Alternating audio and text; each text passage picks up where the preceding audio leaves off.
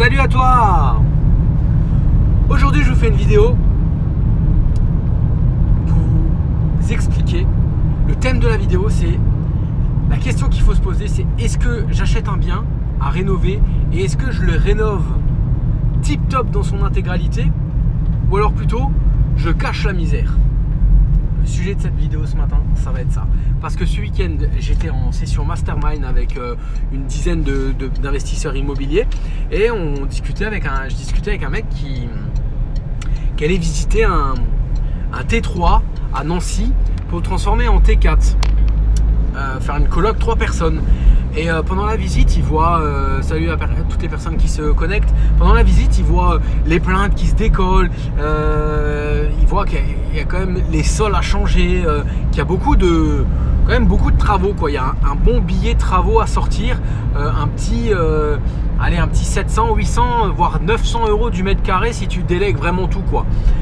Donc il se dit, il fait ses calculs, il essaye de faire il fait une offre, l'offre elle passe pas, il lâche l'affaire parce que voilà, il se dit que vu l'étendue des travaux, ça sera pas rentable. Et il s'était mis dans le mindset de faire vraiment un truc nickel, chrome, picobello, quoi, tu vois, un peu comme moi je fais et un peu comme je vous conseille de faire. Parce que tu pars d'un bien, et c'est pour ça que c'est bien de chercher un bien vraiment dégueulasse. Parce que t'as aucun scrupule à tout arracher. Et tu dis, voilà, t'arraches tout.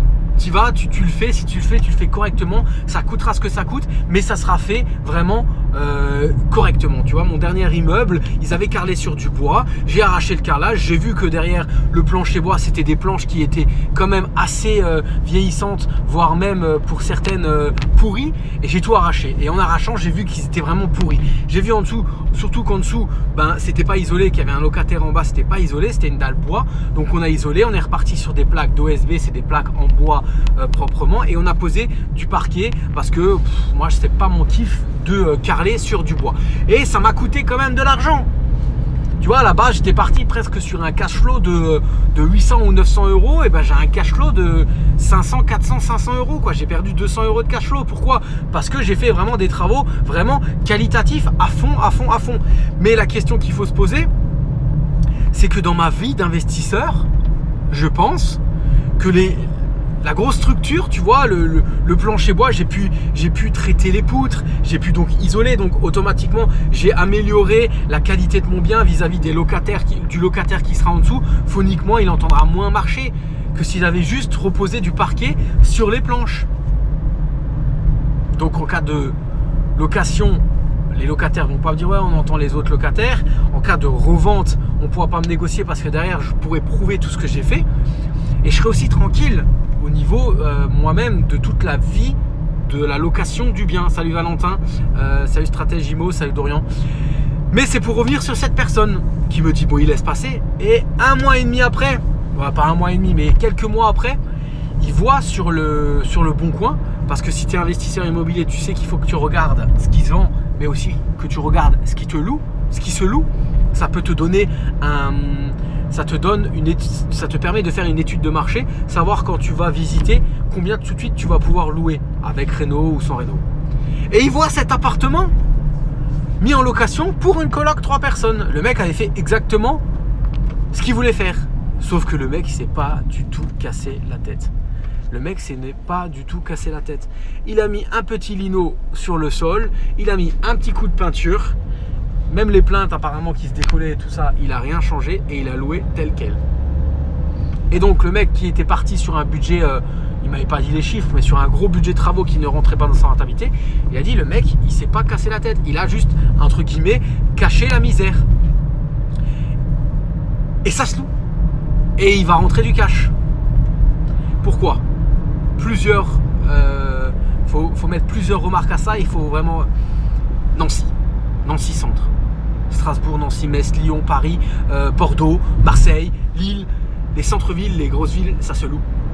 Même si tu fais ce qu'on appelle chez nous de la pfuche, de la cache-misère, tu vois, tu fais pas les choses correctement, hein. Le sol est pas droit, ou voilà, tu peins sur le carrelage et ça s'écaille ou quoi que ce soit, ça se loue.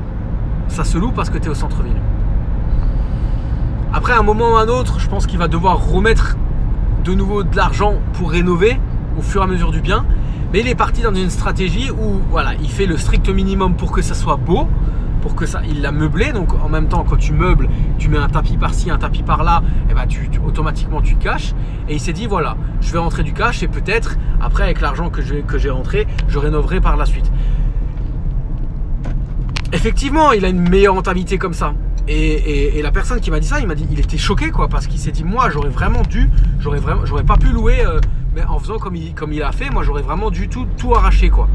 Et moi je suis aussi partisan de ça, parce que si tu le fais, tu le fais qu'une seule fois et tu vas au bout des choses, tu le fais correctement. Mais ça coûte plus cher, c'est sûr, ça coûte plus cher, ça prend plus de temps. Voilà, tout est une question de volonté, de stratégie, de savoir combien tu as d'épargne. Peut-être ce monsieur-là, il a 300 000 euros de côté et il sait très bien que voilà, il va un peu louer, il va un peu engranger du cash flow et ensuite avec à la sortie des locataires, d'ici 3-4 ans, une fois qu'il aura un peu amorti le bien, il rénovera correctement. Mais pourquoi rénover correctement alors que tu as déjà un petit peu rénové avant? Pourquoi après de nouveau tout arracher quoi? C'est vraiment c'est là où tu vois, moi j'étais la question se posait hein, franchement j'étais là, j'ai dit je voulais même pas arracher le carrelage en fait dans mon immeuble, je voulais poser le parquet sur le carrelage. Mais c'était pas correct, tu vois. Quand j'ai tout arraché après, j'étais content de l'avoir fait. Parce que j'ai vu que le plancher bois était pourri, j'ai vu que c'était pas isolé, j'ai pu nettoyer entre les chevrons correctement. Si tu me suis sur Insta, c'est que t'as vu tout ça. J'ai pu isoler phoniquement et voilà là, Valentin, t'as tout compris, sur le long terme, t'es moins embêté, autant se faire chier une bonne fois et après ça roule. Exactement Valentin, c'est pas pour rien qu'on travaille ensemble. Mais le problème Valentin, c'est que ça coûte un billet de plus au départ. Tu vois, mais tu le fais correctement. J'ai aussi une autre personne que j'ai en coaching individuel. Il est parti sur tout arraché quoi. Il y a 2 F2, il est parti sur tout arraché. Quand il a arraché les plaques de placo, c'était des plaques de placo avec du polystyrène qui étaient collées au mur. Les câbles, il y avait les câbles électriques. Il y avait même pas de gaine quoi. Il y avait même pas de gaine électrique quoi. Donc là, ça pouvait même être dangereux quoi. Et pour sa responsabilité à lui quoi, qu'est-ce qu'il a fait? Il a dû revoir toute l'électricité des 2 appartements et il allait chercher, il allait redemander un billet de nouveau à la banque. Donc voilà. Mais je dirais que quand tu es dans une ville très tendue au niveau de la location, ça se loue quoi. Ça se loue. Franchement, ça se loue. Moi, je vous ferai des vidéos prochainement. Je ferai des vidéos aussi sur ma chaîne YouTube, l'investisseur boxeur. Vous pouvez aller vous abonner si jamais vous n'êtes pas abonné. De l'appartement que j'achète à Strasbourg. Franchement, typiquement, hormis la salle de bain, et encore, la salle de bain, je gratte un peu le plafond, je mets un coup de peinture, je change le meuble vasque et je laisse comme ça. La cuisine, je pourrais la louer comme ça. Je pourrais louer l'appartement à Strasbourg tel quel. Je l'achète 930 € du mètre carré, je louerai tel quel, j'aurai quoi? Peut-être, 2000-3000 € de travaux. Ouais, franchement, 2000-3000 € de travaux et je louerai tel quel et je me gaverai. Et j'ai prévu de dépenser presque 30 000 € de travaux. Avec les meubles, on sera à plus de 30 000 € de travaux. Mais l'appartement, il sera magnifique et il sera... Je sais que je serai tranquille pendant la vie de la location. Et en plus, ce qu'il y a, c'est que je vais déléguer donc à une entreprise. Ce qui me permet que si j'ai des problèmes, ça aussi, tu as toujours le triangle de l'investissement. Toi, le bien, la fiscalité. Qu'est-ce que toi, tu es capable de faire? Est-ce que tu veux juste rénover un peu à l'arrache et être tout le temps emmerdé à avoir des gens qui t'appellent? Ou est-ce que tu le fais une fois pour toutes dès le départ? Et c'est ce que moi je prône. Dès le départ, tu le fais correctement. Le problème, c'est que quand tu fais ça, ça coûte plus cher. Sa stratégie lui a permis d'avoir le bien. C'est un bon emplacement. C'est une première étape. Peut-être aussi. Peut-être. Mais à un moment ou à un autre, il va être emmerdé, je pense. Parce qu'il aura des petits problèmes à régler. Et moi, je te dis, quand j'achète un bien, je le rénove tout de suite et je le fais tout de suite qualitatif. Et généralement, mon téléphone il sonne pas. Et franchement, je fais tout pour qu'il sonne pas et ça me saoule s'il sonne. Parce que je pars du principe que les emmerdements, je me les prends au départ, je les règle au fur et à mesure, je fais en sorte que tout roule. Et après, normalement, ça devrait rouler. Et moi, après, je veux ma tranquillité. Et après, justement, next, je passe à autre chose. Et je vais me chercher un autre bien emmerdement que j'essaye de nouveau de régler pour gagner de l'argent. Parce qu'à partir du moment où tu règles les problèmes, tu gagnes de l'argent. Comment tu finances les meubles? Alors, ça sera le sujet d'une autre vidéo. Et je l'explique dans ma formation RLE version 2, comment que je finance les meubles. Si jamais ça t'intéresse, elle va bientôt sortir courant du mois de juin. J'explique comment tu peux financer les meubles. Il y a plusieurs stratégies. La plus légale, entre guillemets, c'est de les acheter avec tes fonds propres. Après, il y a beaucoup de stratégies pour acheter les meubles soi-même ou se les faire financer. La banque, clairement, ne finance pas les meubles. Maintenant, vous avez vu, il y a beaucoup de personnes qui se lancent dans... Ils te vendent un forfait, un forfait consulting avec aménagement de ton appartement, un peu en mode architecte d'intérieur, et ils incluent les meubles dedans. Donc ils te font un devis et ils te font une facture avec où c'est eux qui s'occupent de faire l'aménagement, donc tu les payes eux. Donc là, la banque, elle finance. Mais bon, à un moment ou à un autre, vu toutes ces stratégies, toutes les personnes qui font ça et toutes les sociétés qui se lancent là-dedans, à un moment ou à un autre, la banque, elle va aussi comprendre quelque chose. Voilà. Mais bon, je sais qu'il y a Maxence Chalère qui fait ça. Il y a aussi Sébastien Morin, Easy Immobilier. Je vais les rencontrer au mois de juin. Je vais discuter un peu avec lui. C'est sûr que meubler tout un immeuble, et là j'ai quelqu'un en coaching individuel qui a acheté un immeuble en nom propre, donc deux colocs en T4 et 4 studios. Tu dois tout meubler sur tes fonds propres, faut le sortir le billet quoi. Donc c'est toujours pareil, tu vois, on en revient toujours au même point.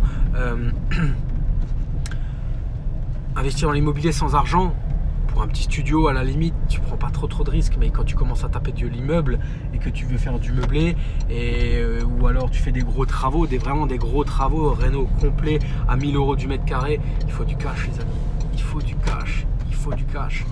Et là j'ai quelqu'un qui a, salut Silvio, salut Zoudoun, salut tout le monde. Là j'ai quelqu'un qui va investir dans l'immobilier, qui est sous compromis, que j'ai en coaching individuel aussi, et cette personne elle a mis tous ses œufs dans son PEL quoi. Elle a un PEL à 2,50 comme moi, et on est en train de vraiment trouver une stratégie pour avoir un financement sans mettre d'apport, et qu'elle n'ait pas à claquer son PEL. Alors avoir du cash, oui, et avoir du cash liquide, même si ça rapporte rien, essayez quand même d'avoir 5%, 10% de votre patrimoine dans un vieux truc nul de livret A ou de livret développement durable qui rapporte rien. Mais demain, si vous voulez les prélever, vous les prélevez tout de suite quoi, hein. Le but n'étant pas de mettre de fonds propres. Exactement. Le but c'est de ne pas financer tes meubles avec tes fonds propres. Après, Cofidis, CTLM sont tes meilleurs amis, hein, je dirais. Voilà, si tu meubles un appart, t'en as pour 3 000, 4 000 €. Tu fais un prêt Cofidis ou un prêt CTLM, mais vraiment à court terme quoi, tu vois, sur un an maximum, salut, un an ou je sais pas si tu peux 6 mois, moi j'en ai fait un jour sur un an. Tu rembourses vite, comme ça ça n'apparaît pas sur tes relevés de compte pour ton prochain investissement, parce que ça le banquier il déteste, ça baisse vraiment ton scoring bancaire.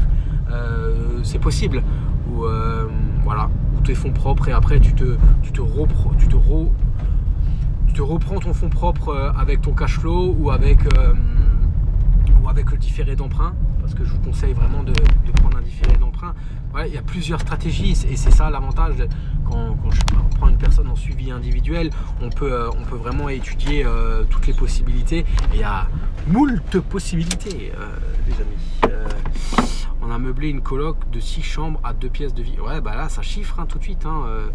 Tout de suite, ça chiffre tout de suite. Un nantissement sur le PL, une hypothèque sur le PL, oui, c'est possible. Bien sûr, c'est possible. Mais les meubles, ils financent pas. Donc, voilà. Les meubles, ils ne financent pas. Ils ne veulent pas financer les meubles. Donc, à toi d'être stratégique, de demander des devis travaux un peu plus élevés, de filouter. Filouter un peu dans la vie quand même. Surtout en France. Mais tout le monde filoute un petit peu. 1% de filoutage. Tout petit pourcent de filoutage. Je n'ai pas le droit de vous le dire, mais je vous le dis quand même. Un petit pourcent de filoutage. Voilà les amis, j'arrive à mon rendez-vous. Passez une bonne journée, passez à l'action. N'hésitez pas, si vous voulez aller plus loin dans l'immobilier, si vous voulez accélérer, si vous voulez apprendre, si vous voulez être accompagné, m'avoir tout le temps à vos côtés, tous les jours, avoir des réponses à vos questions. Venez me voir en message privé, je serais ravi de faire le point avec vous sur votre situation et de voir si je peux vous emmener plus loin, si je peux vous faire gagner encore plus d'argent, si je peux vous faire gagner encore plus de cash flow, si je peux vous faire passer vraiment le next level. N'hésitez pas, venez me voir et on discute de tout ça. N'hésitez pas, n'ayez pas peur, il n'y a aucun problème. Je travaille avec des personnes de grande qualité et je sais qu'ils vont aller très loin dans l'immobilier. Voilà, je vous dis bonne journée, à bientôt, ciao ciao.